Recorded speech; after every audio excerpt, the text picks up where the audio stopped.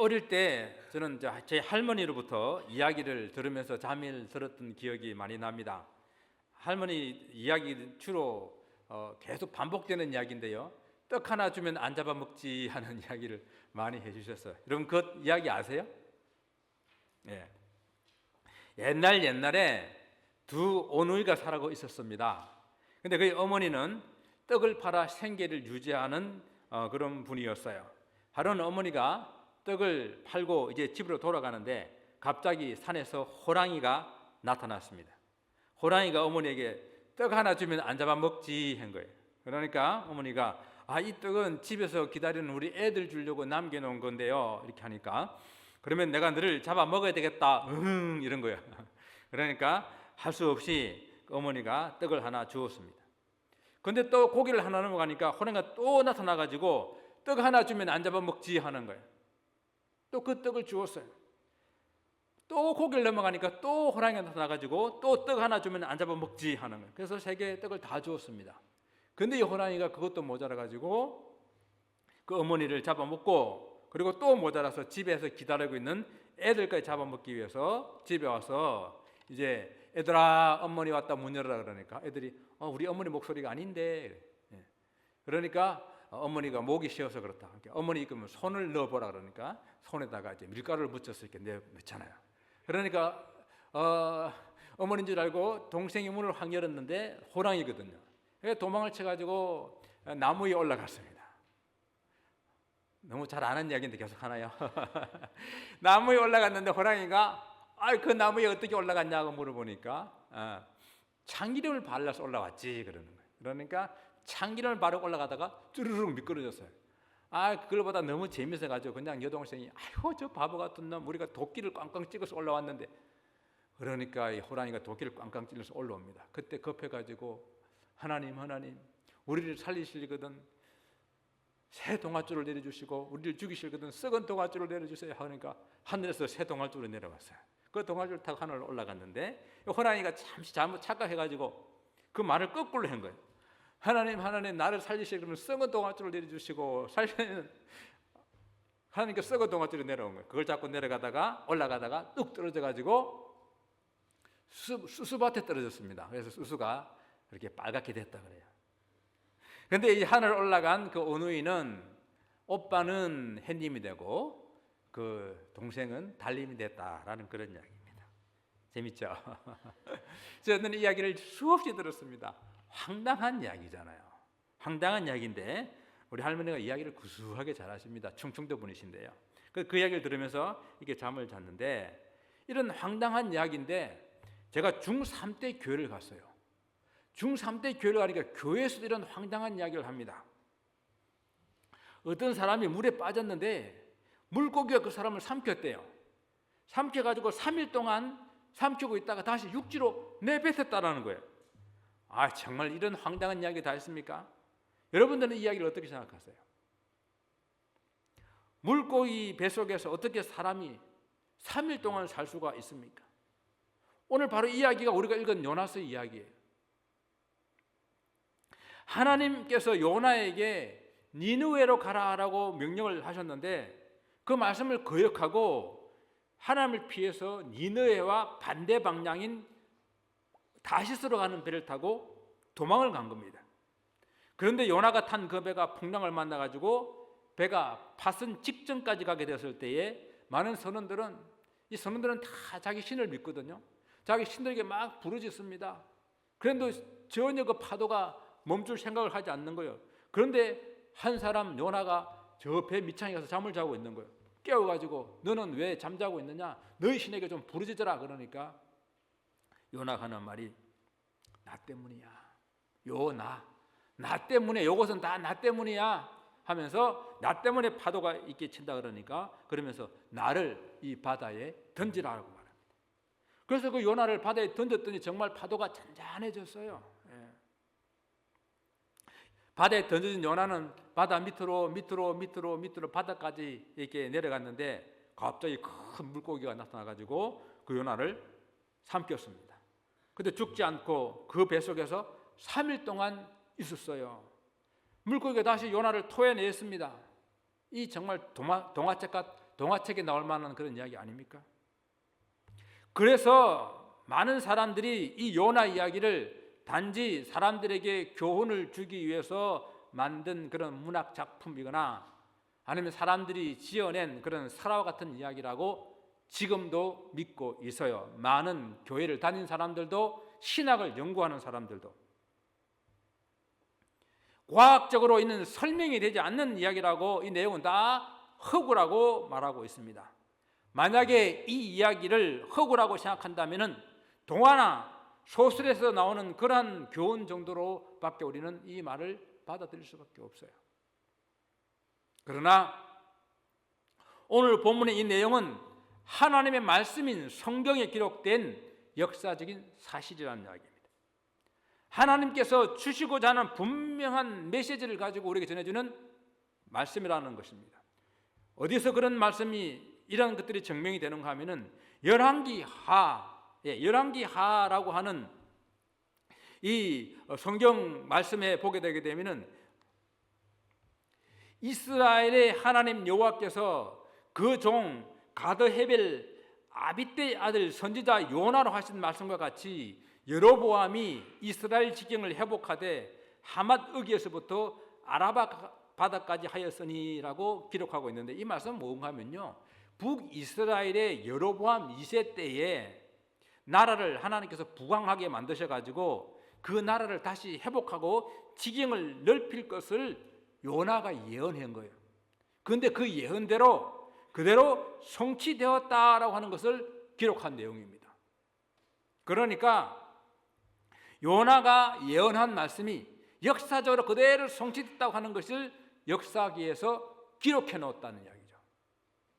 이렇게 요나는 역사적인 인물입니다. 요나를 아미떼의 아들로 하나님께서 부르신 선지자로 밝힘으로써 그 역사성을 증명하고 있는 것입니다. 실제로 이 요나의 활동인 여로보암 2세 이 시대가 아수르 제국이 여러 가지 혼란들을 겪고 있는 그런 시기였고, 이 시대에 이스라엘이 강성해가지고 땅들을 회복했다고 하는 것이 증명되거든요. 그러니까 이런 사실들은 요나를 역사적인 실제 인물로 우리는 이해할 수가 있는 것입니다.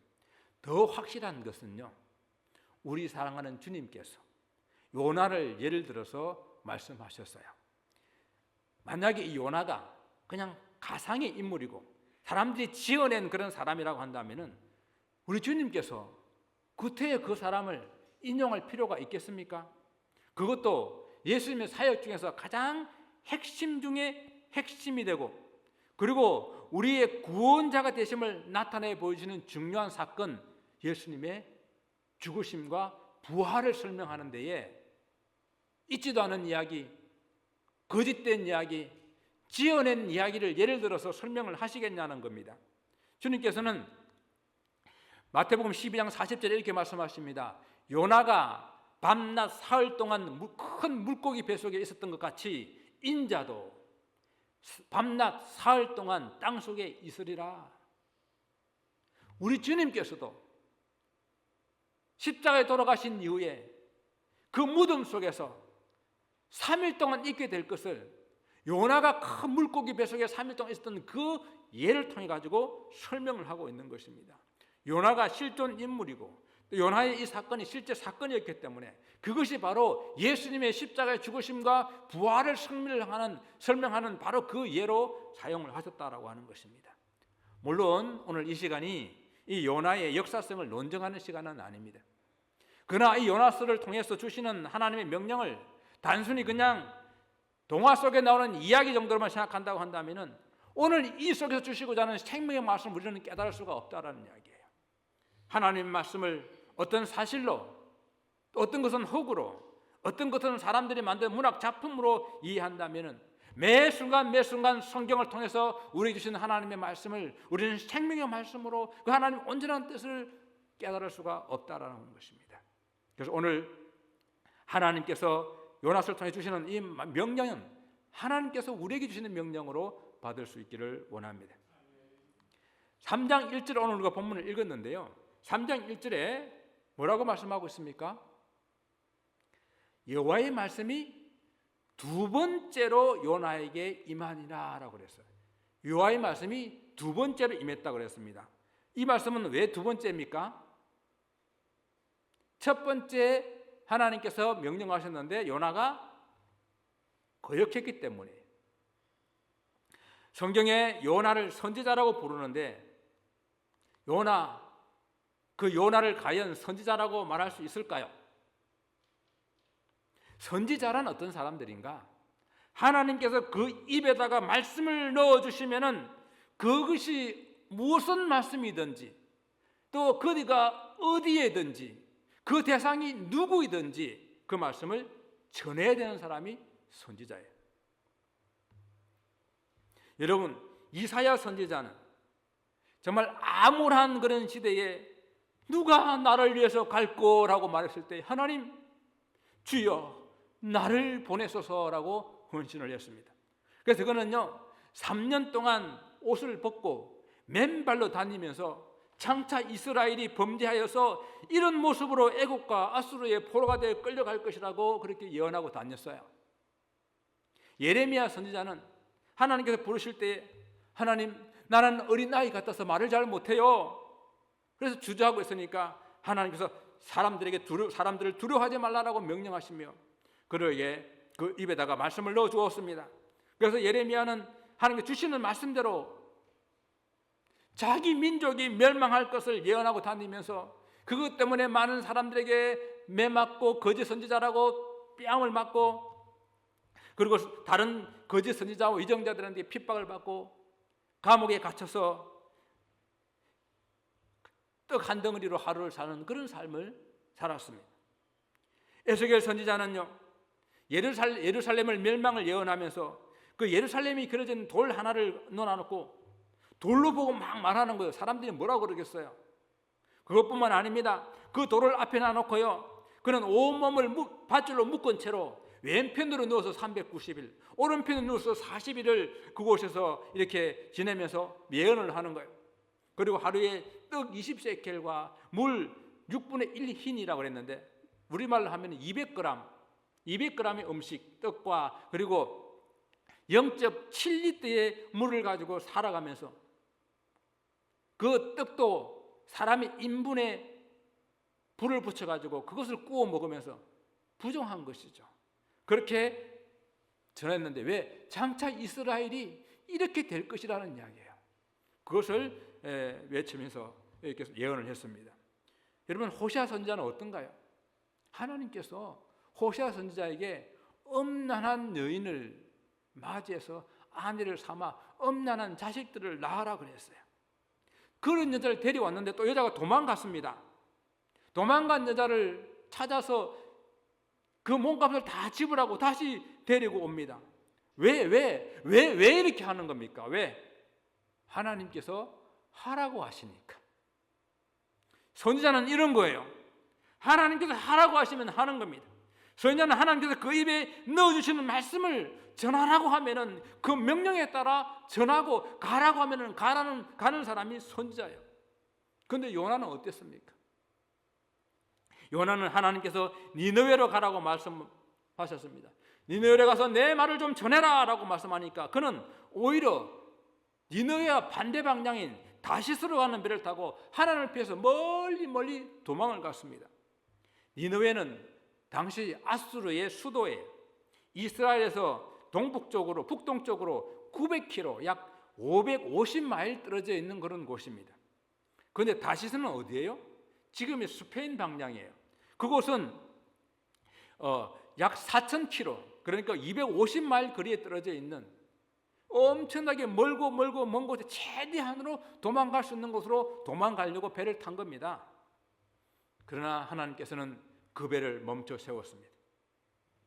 결국 요나는 바다에 던져졌고 하나님께서 예비하신 큰 물고기 속에서 안전하게 보호되었다가 다시 육지로 토해졌는데 옛날보다 더 가까운 곳으로 니느웨로 가는 더 가까운 곳으로 하나님께서 토해내었습니다. 여러분 이스라엘에 요나만한 선지자가 없어서 요나한테 그렇게 했을까요? 요나보다 더 똑똑하고 말 잘하고 순종하는 사람이 없어서 요나한테 그렇게 했을까요?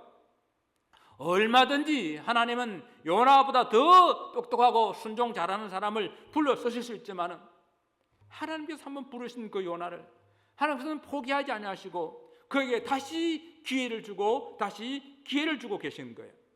그래서 오늘 하나님께서는 두 번째로 요나에게 임하셔서 명령합니다. 첫 번째와 동일한 그 명령을 하고 계시는 거예요. 요나의 입장을 또한 우리는 이해하지 못하는 것도 아니에요. 당시 니느웨는 어떤 도시입니까? 이스라엘의 원수의 나라예요. 그 원수의 나라의 수도입니다. 하나님께서 니느웨의 멸망을 경고하라고 하신 이유는 그 이유를 요나는 눈치를 챘어요. 하나님께서 이 니느웨를 용서해 주시려고 그러는구나. 긍휼과 자비가 많으신 하나님께서 니느웨 백성들을 구원하고자 요나를 보내신다는 것을 요나는 알았습니다. 그 니느웨 백성들, 아수르의 사람들은 이미 충분히 그들은 악을 저질러서 멸망받고도 남을 그런 수준이었기 때문에 멸망시켜도 아무런 문제가 없는 그런 사람들입니다. 그런데 왜 선지자 이 요나를 보냈겠습니까? 그래서 요나는 원수의 나라 백성들이 하나님의 긍휼과 하나님의 자비로 구원받는 것을 결코 원하지 않았습니다. 그리고 이스라엘에서 니느웨까지 900km라 그랬잖아요. 550마일. 550마일을 걸어서 가게 되면은 한 달을 좋게 걸어가야 될 거예요. 한 달을 걸어서 원수의 나라의 복음을 전하고 싶은 사람 없지 않겠어요? 요나의 마음도 이해가 됩니다. 그러나 선교는 하나님의 명령이에요. 복음 전도는 하나님의 명령입니다. 하나님께서 가라 하시면 가야 하는 것이 선교요 전도입니다. 만약 멀다고 우리와는 상관없다고 때로는 우리가 미워하는 나라라고 복음 전하기를 거부했다고 한다면 복음 전하라는 하나님의 명령에 순종하지 않았다면 오늘날 저와 여러분이 있었겠습니까? 이름도 없는 동쪽에 멀고 먼 나라, 그 나라까지 누가 복음을 들고 왔겠습니까? 선지자는 하나님께서 그 입에 말을 넣으시면 전해야 하고 가라 하면 가야 하는 것입니다. 구약의 다른 이는 선지자들은 한결같이 하나님의 명령에 순종하여 하나님의 말씀을 선포했다라고 합니다. 주로 남유다의 선지자들이 북이스라엘의 그런 불순종과 제약을 경고하는 그런 많은 선포를 했을 뿐만 아니라 그 주변의 나라들에게도 복음을 선포했던 그런 선지자들입니다. 이 요나 선지자도 이러한 하나님의 명령에 순종해야 했지만은 그런 이 하나님의 말씀을 거역하고 다시스로 도망가려고 했던 것입니다. 여러분, 니느웨 백성들을 살리고 죽이는 것은 하나님의 주관이에요. 내가 그들을 죽이고 살리고 내가 그들을 미워한다고 복음 전하고 안 전하고 내 주관이 아니라는 이야기입니다. 선지자는 하나님의 명령에 순종하면 되는 것입니다. 왜요? 선교는 하나님의 명령이기 때문입니다. 하나님께서 이 땅의 사람들을 살리기 위해서 누구를 보내신 줄 우리는 압니까? 하나님께서 당신의 독생자 예수 그리스도를 이 땅에 보내셨습니다. 그래서요, 우리 예수님은 이 땅에 하나님의 뜻을 가지고 오신 선교사예요. 그리고 주님께서 말씀하십니다. 또 당신의 제자들을 가르치고 양육하여서 그들을 세상에 파송하시며 말씀하셨어요. 아버지께서 나를 보내신 것 같이 나도 너희를 보내노라. 그리고 주님께서는 사역을 다 마치시고 하늘로 성천하시면서 또한 마태복음 28장 19절에서 20절까지 이렇게 말씀하십니다. 그러므로 너희는 가서 모든 족속으로 제자를 삼아 아버지와 아들과 성령의 이름으로 세례를 주고 내가 너희에게 분부한 모든 것을 가르쳐 지키게 하라. 볼지어다 내가 세상 끝날까지 너희와 항상 함께 있으리라 말씀하셨습니다. 우리는 그들을 사도라고 부릅니다. 주님께서 보내신 자들, 주님 말씀에 순종하여 그 사도들의 사역들을 기록한 것이 사도행전이에요. 그래서 사도행전의 그 시작은 이렇게 말합니다. 오직 성령이 너에게 임하시면 너희가 권능을 받고 예루살렘과 온 유대와 사마리아와 땅끝까지 이르러 내 증인이 되리라 하시니라. 이것을 우리는 주님의 지상명령, 대명령이라고 말합니다. 성교의 뜻, 성교는 우리 하나님의 뜻이요, 우리 주님이 우리에게 말씀하시는 명령이십니다. 물고기 뱃속에서 나온 요나에게 하나님께서 두 번째로 명령을 하시자 요나는 그때는 순종하여 니느웨로 갑니다. 니느웨로 갔는데 요나는 하루 나가서 말씀을 선포했습니다. 그런데 그 결과는 의외였어요. 니느웨 성의 사람들이 요나의 말을 듣고 회개하기 시작한 것입니다.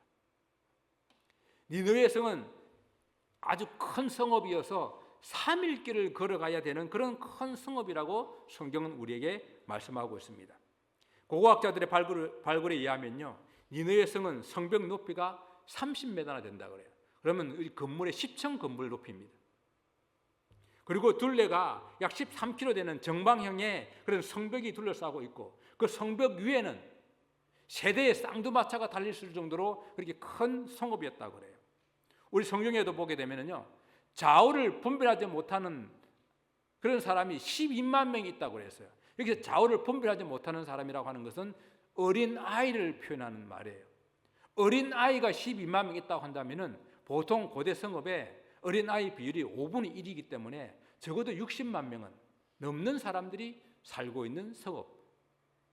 지금부터 2800년 전에 60만 명이 사는 그런 성읍이라고 한다면은 엄청나게 큰 성읍이죠. 이런 대단한 성읍에 이스라엘에서 온 요나가 하나님의 말씀이라고 그들에게 전합니다. 여러분, 요나의 몰골이 어떠했을까 좀 한번 상상을 해보셨어요? 요나가 물에 빠졌다가 그것도 물고기 뱃속에 들어가서 3일 동안 지나다가 토해냈는데 거기서 30일 동안 적어도 한 달이 넘는 길을 걸어서 온 요나가, 그것도 아수르의 지배를 받고 있는 이스라엘에서 온 촌뜨기 요나가 복음을 전합니다. 3일간 걸어가야 될 그런 복음도 하루만 전하는데, 이때 요나가 성령에 충만해가지고 선지자적인 이런 사명감을 가지고 전했을 것 같아요? 그런 것 같지가 않아요. 요나가 전한 말은 40일이 지나면 니느웨가 무너지리라. 이 말의 원문은 오드 아르바임 욤 베 니느웨 네파케드라고 하는 이 말인데, 이 말이 히브리어로 딱 5문장, 5문장, 5글자, 5마디. 공교롭게도 한국말도 40일이 지나면 니느웨가 무너지리라 5마디로 만들어놨어요. 그런데 말입니다, 요나의 이 5마디의 말씀은, 그 말씀을 듣자 니느웨 백성들이 놀라운 반응을 하기 시작합니다. 5절부터 6절 말씀을 보게 되면요, 그들이 하나님을 믿었다고 그랬어요. 그들의 신도 아닌데 요나가 말하는 하나님을 그들이 믿었습니다. 그리고 그들은 금식을 선포하며 회개했습니다. 남녀노소를 막론하고 굵은 베옷을 입고 나와 회개합니다. 금식하며 베옷을 입었다고 하는 것은 진심으로 회개하는 모습을 보이는 것 아니겠습니까? 근데 여기서 끝이 아니었어요. 백성들이 회개한다는 소리를 왕이 듣고 왕이 그 보좌에서 내려와 가지고 왕도 왕복을 벗고 베옷을 갈아입고 금식합니다. 그뿐입니까? 모든 백성들에게 조서를 내려서 사람과 짐승에게까지 다 굵은 베옷을 입고 하나님께 힘써 부르짖어서 악한 길과 강포에서 떠나라라고 니느웨에 조서를 내려 선포합니다. 이 정도라고 한다면 정말 진정한 회개라고 볼 수가 있지 않습니까? 니느웨 사람들이 짐승에서부터 왕이 이르기까지 진정한 회개를 일으키는 데는 단 5마디면 충분했습니다. 이 전하는 요나의 진심도 그 속에는 들어있지도 않았습니다. 오히려 요나는요, 니느웨 백성들이 멸망받았으면 하는 그런 바람으로 이 하나님의 경고를 선포한 것입니다. 우리 본문 보면 잘 아시지 않습니까? 하나님께서 니느웨 백성들에게 회개함을 벗고 그들을 악한 길에서 돌이킨 것을 보고요, 우리 하나님께서도 뜻을 돌이켰어요. 내리려고 하신 재앙을 내리지 아니하리라 하고 말씀을 하셨습니다. 그때에 요나가 내 이럴 줄 알았어. 내가 이럴 줄 알고 내가 이스라엘에 있을 때에 하나님께서 하신 그 명령을 듣지 않고 다시스로 가려고 했던 거예요. 이제 차라리 내 생명을 좀 거두어 가소서라고, 내가 죽는 것이 더 낫다라고 고집 피우고 있는 요나, 그 요나의 입에서 확신에 차고 그 니느웨 백성들을 사랑하는 마음으로 선교적인 사명으로 이렇게 복음을 전했겠냐는 이야기입니다. 비록 요나의 마음이 그러지 못했는데 니느웨 백성들을 해결시키는 데는 5마디였으면 충분했습니다. 왜 그렇습니까? 사람의 마음을 변화시키는 것은 하나님께 달렸기 때문입니다. 사람의 마음에 파동을 일으키는 것은 하나님의 감동으로 주시는 하나님께 달려있기 때문입니다. 이렇게 사람의 생명을 구원하는 선교와 전도는 우리 말에, 입에 있는 말에 있는 것이 아니라 하나님께 달려 있습니다. 하나님이 그것을 사용하시는 거예요. 그래서 오늘날 이 선교를 하나님의 선교, 미시오 데이라고 말합니다. 이 말은 하나님께서 선교를 명령하시고요, 그 명령에 순종하여 가서 전하게 되면 비록 5마디 말이라도, 아니 하나님께서 한마디 말이라도 그 말을 통해서 하나님 사람들의 마음을 변화시키고 놀라운 역사를 일으키신다라는 뜻이에요. 하나님의 선교입니다. 사랑하는 성도 여러분, 아수르의 수도 니느웨에 선포된 요나의 5마디는 왕과 온 국민이 베옷을 입고 나와서 회개하고 그들의 모든 잘못과 강포에서 떠남으로 말미암아 멸망받을 수밖에 없었던 그 일이 구원받는 놀라운 일로 변화받았습니다. 멸망받을 그 나라가 다시 부흥의 기회를 얻게 되었습니다. 하나님의 선교는요, 바로 오늘 이 말씀을 듣는 모든 사람들에게도 동일하게 명령하고 있습니다. 유대와 사마리아와 땅끝까지 이르러 내 증인이 되라 라고 말씀하고 있습니다. 그런데 우리는 여전히 이 첫 번째 요나처럼 하나님 말씀에 순종하지 않고 있어요. 여전히 내 자아가 남아있고 내 고집이 남아있고 이래서 안 되고 저래서 안 된다고 우리는 고집하고 있습니다.